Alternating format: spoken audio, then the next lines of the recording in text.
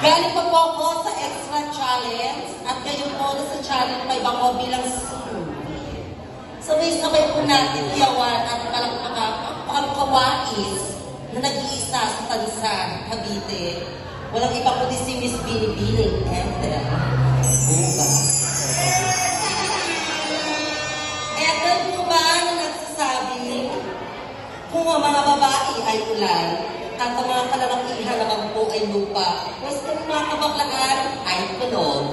Kulog na kakalog-kalog sa mga may itim yung betlog.